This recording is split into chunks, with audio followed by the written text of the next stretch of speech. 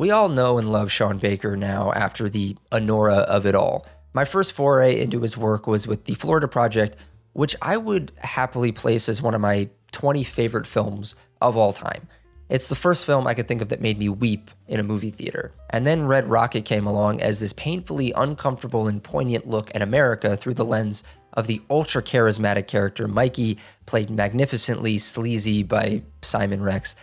And then, well, you know the rest. Obviously, I had to go back and check out the work that led to this fantastic run by one of the undersung auteurs of the last 20 years. Can he be called undersung if he just won a bunch of Academy Awards? I don't know.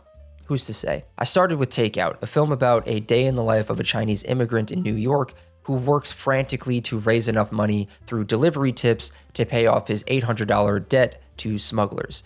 It's a brutal day-in-the-life drama that depicts the reality all too common among immigrants in this country. Baker and his co-director make a film that feels equally parts candid camera documentary and searingly uncomfortable pulse-pounding thriller. Very few films are able to capture the grit and the grime and the wetness of New York City late nights in inclement weather like this one here.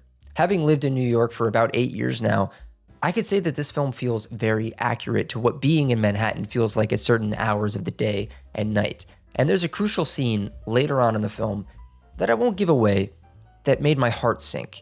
If you've seen it, you know the one. Baker has proven to be a master at this style of reeling you in and hitting you over the head when you least expect it. Although at times it could feel like the Titanic inching toward an iceberg the entire time. You're just waiting for it to make contact, and that tension is pretty palpable. But simultaneously, the film is breezy and formulaic in its construction. You could almost get lulled by it. Our protagonist picks up the food, he delivers it, we meet some colorful characters along the way, he counts the money, rinse and repeat. And this rinse and repeat aspect of the film did, I will admit, get on my nerves after a little while.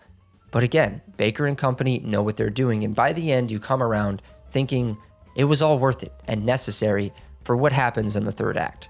Really wonderful stuff here, and it's no surprise watching this that Baker has gone on to have all of the success that he has. And as a quick note, this movie is going to come up again later in this video, so be on the lookout.